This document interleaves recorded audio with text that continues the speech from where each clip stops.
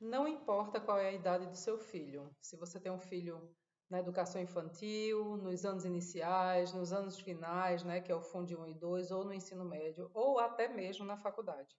Vou falar um pouco para vocês aqui sobre uma questão que é importantíssima, que é o bem-estar nas escolas.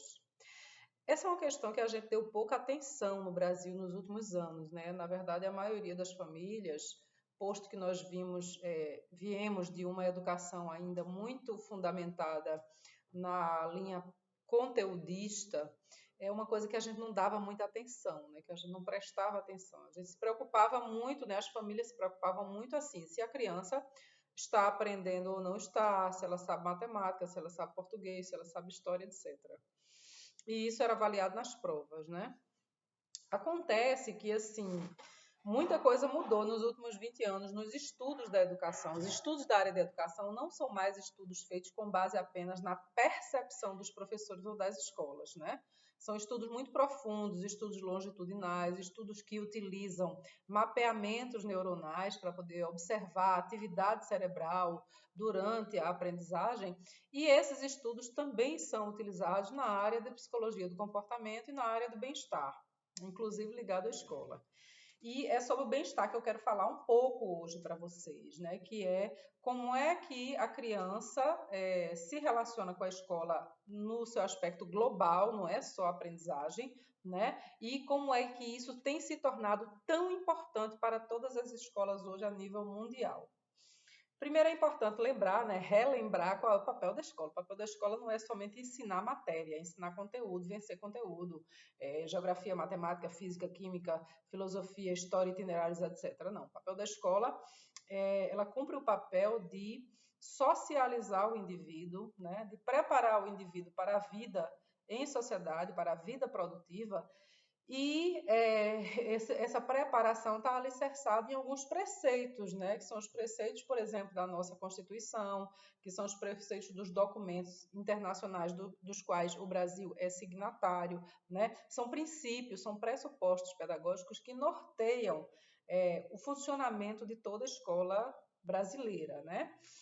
Tem escolas internacionais, por exemplo, que estão baseadas em outros pressupostos. Por quê? Porque são escolas que têm um projeto pedagógico de fora do Brasil, mais autorizado a funcionar no Brasil, visto que a escola é uma concessão pública. Todo mundo sabe o que é isso, né? Concessão pública é um dever do Estado que o Estado terceiriza, autoriza um ente privado a executar, mas ele continua fiscalizando, né? Então, esse é o papel da escola, essa é a primeira coisa que a gente precisa pensar, né? Então, quando a gente fala aqui da questão do bem-estar, do que é que nós estamos falando, né? Do estado emocional da criança em relação à escola, né? Então, o que é que a gente considera o bem-estar, né? Não é somente se a criança está feliz, né? Mas se ela está num estado de equilíbrio emocional, psicológico, psíquico, físico, inclusive, né? E que esse estado se traduz na configuração do cenário ideal para facilitar a aprendizagem e a socialização e o desenvolvimento. Essas três coisas. Né? Então, como eu disse, era uma coisa da qual a gente não dava muita atenção. O brasileiro, 20 anos atrás, ele estava muito preocupado, né, com a aprendizagem. E esses estudos que eu mencionei são milhares, são centenas, depende até de qual é a palavra-chave que você busca nos portais científicos, de publicação científica. Esses estudos começaram a observar a questão do comportamento, do bem-estar e do sofrimento psíquico nas escolas, né? E eles chegaram a várias conclusões, né? Mas hoje aqui só dá para falar de uma delas, porque o tempo que a gente tem não é muito grande, né? Mas eu vou falar mesmo assim. Qual é o objetivo da escola? Né? Então, o papel da escola é esse, a gente já falou aqui. Né? Então, qual é o objetivo desses estudos que tentam analisar o bem-estar da criança? É verificar se a criança está em condições de aprender e se desenvolver, condições equilibradas. Né? O estado de bem-estar, ele se traduz, assim, grosseiramente, não dá para a gente aprofundar muito isso aqui, mas o estado de bem-estar se traduz basicamente na confluência de três condições, né? Uma condição é a acomodação aqui, né? Acomodação é quando a criança, o jovem, está no estado em que ele não implementa nenhum esforço cognitivo, cerebral, físico na aprendizagem, na atividade, etc. Então, ele está no estado de acomodação. Então, não tem nenhuma inquietude, não tem nada exigindo mais dele. Então, é o que a gente chama de acomodação. O outro estado é aqui o sofrimento psíquico. O que é isso? O sofrimento psíquico é quando a criança ou o jovem está na escola, mas está sofrendo, está sendo pressionado demais, isso está gerando nele muita ansiedade, comportamentos depressivos, comportamentos agressivos ou de profunda retração. Estou dando só um exemplo aqui. Então, esse é o estado de sofrimento psíquico. Né?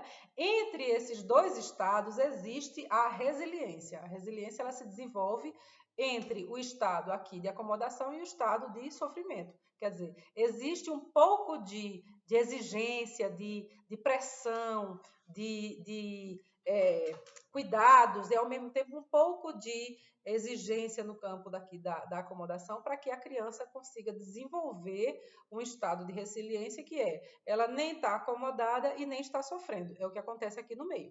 Né? Então, esse estado é o estado básico, assim, vamos dizer assim, que a gente costuma dizer que é o estado favorável, né, a uma condição geral, global de bem-estar da criança. Tem muita pesquisa sendo feita sobre o bem-estar nas escolas. Eu queria destacar para vocês aqui, inicialmente, apenas esse livro, porque não dá para a gente falar de tudo aqui, né? Mas o livro do Andy Hargreaves e Dennis Shirley, eles fizeram um livro chamado Bem-Estar nas Escolas, as 3 forças que motivarão seus alunos em um mundo instável. E aqui eles mencionam vários estudos que foram realizados, não no Brasil, né? Mas eles mencionam vários estudos, né, que relatam a necessidade da escola criar um cenário, as condições onde a criança seja desafiada, seja apoiada, que a criança esteja engajada na proposta da escola, que ela esteja segura e que principalmente todo esse, vamos chamar de ecossistema, né, seja um ecossistema saudável para o desenvolvimento e aprendizagem das crianças. Então, é claro que não é um fator que a gente não deva dar atenção, desprezível, é um fator muito importante. Né? Então, a criança nem pode estar acomodada, quer dizer, aquela escola não apresenta nenhum desafio para ela, não apresenta nada novo, é uma escola apática, a criança vai e volta todo dia sem nunca ter nenhuma atividade que desafie ela cognitivamente ou fisicamente, etc. Né? Então, essa é uma escola que não está ainda preparada o suficiente para trabalhar o bem-estar da criança na escola.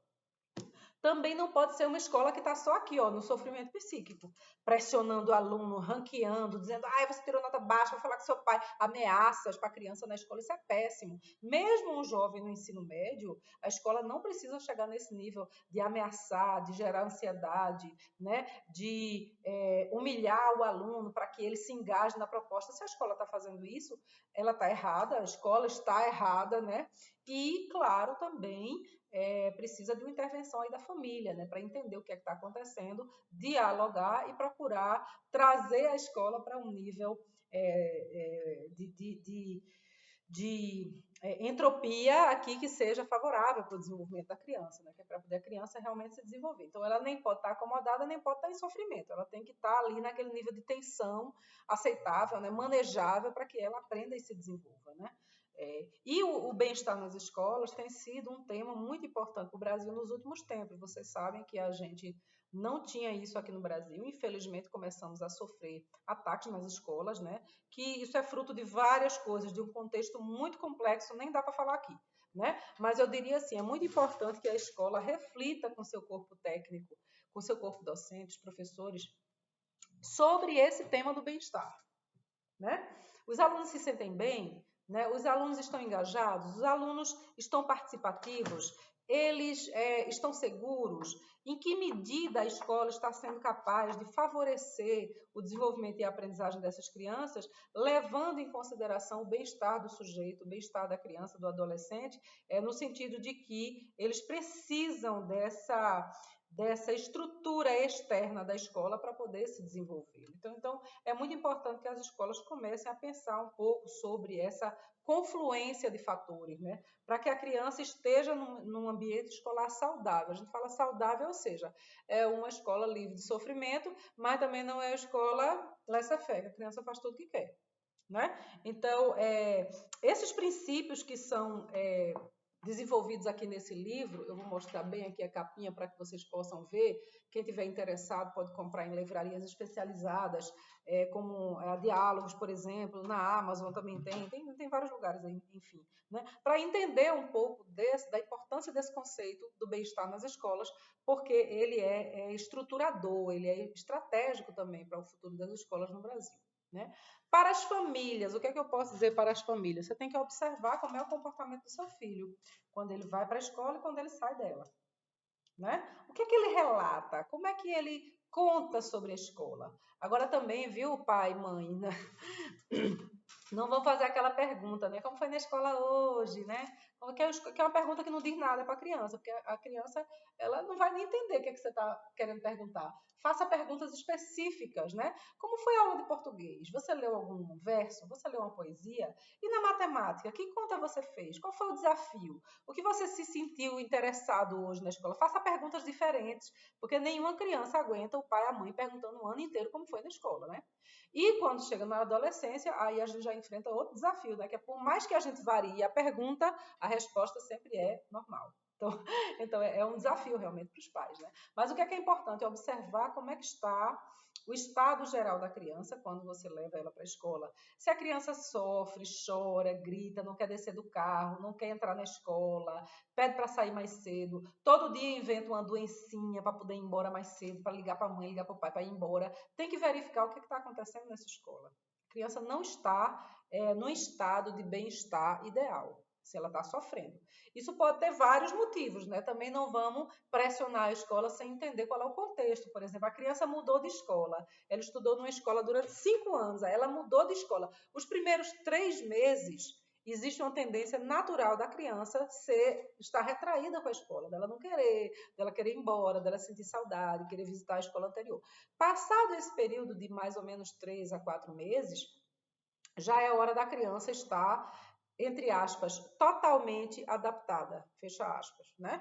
Porque é o tempo necessário para a criança entender que tem uma nova rotina e ela começar a reportar o que é que ela vive na escola. Então, os pais têm que observar o comportamento dos filhos. Se o filho está sofrendo, se não está, se está chorando, se recusa a ir para a escola, se recusa a comer, né? Dorme demais e não acorda na hora para se arrumar a tempo de ir para a escola. Veja que essas coisas são realmente muito importantes, né? Então, esse é o estado geral para crianças pequenas, né? Crianças bem pequenas, por exemplo, bebê que está na creche, é difícil de você localizar os sinais, mesmo assim os pediatras, converse com o pediatra do seu filho, da sua filha, para ver quais são as reações de que a criança está sofrendo algum tipo de perturbação ou de abuso de qualquer natureza, enfim, né? Porque geralmente nas crianças bem pequenas, até 2 ou 3 anos, isso pode vir na falta da irregularidade do sono, a irregularidade do apetite, a comida, né? Choro imotivado, enfim, tem uma série de coisas, mas aí não é minha área, precisa conversar com o pediatra para entender. Agora, crianças que estão na educação infantil, no Fundamental 1 e no Fundamental 1, né, que são as crianças menores, observe as reações, né? De quando você deixa e quando você pega. E tem que observar a reação assim, realmente no calor do momento, né? Para fazer uma leitura do que está acontecendo ali, né? Para poder ver se a criança está gostando da escola. E pergunte também para a criança: você está feliz na escola? Você gosta da escola? Você gosta de quê? Você gosta de quem? E quem você não gosta? Tem alguém que você já teve alguma situação que foi chata? Conta para a mamãe, conta para o papai, conta para a avó, né? E aí conversa com a criança para a criança contar o que ela está sentindo. Se ela reportar que ela se sente bem, ou seja, ela está no estado de bem-estar, ok. É claro que tem dias que ela vai estar chateada, triste, porque quebrou uma coisinha, errou uma atividade, N coisas, mas no estado geral precisa fazer essa escuta com a criança. Crianças no Fundo 2 e no ensino médio, né? São mais difíceis de você conseguir captar, né, por conta da natureza, da própria fase, né, da criança. No Fundo 2, que já começa ali a transição para a adolescência, e na adolescência propriamente. Né? Mas tem sinais que são sinais de alerta que a gente precisa observar. Por exemplo, a criança está extremamente deprimida, o adolescente não conversa mais com ninguém da escola, não quer ir para a escola, adoece, pede para ir embora, falta de entrega das atividades, queda brusca no desempenho, tudo isso precisa ser investigado, né?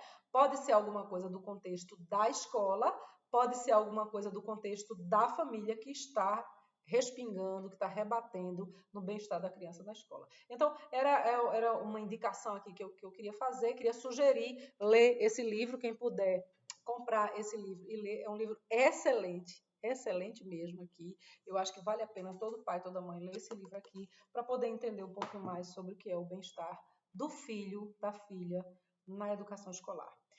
Eu sou Ana Moraes. Se você gostou desse vídeo, compartilha com alguém, comenta, eu respondo todas as perguntas. Espero que você possa apoiar o canal. Aqui a gente fala sobre educação, desenvolvimento, aprendizagem, trabalho, de uma forma muito ampla. Eu sou especialista em educação, trabalho na educação há mais de 25 anos, né? E a minha ideia aqui é compartilhar com você conhecimentos que sejam importantes para você, para o seu filho, para a escola, para você, professor também. Eu acho que é legal a gente estar junto. Muito obrigada, até o próximo vídeo.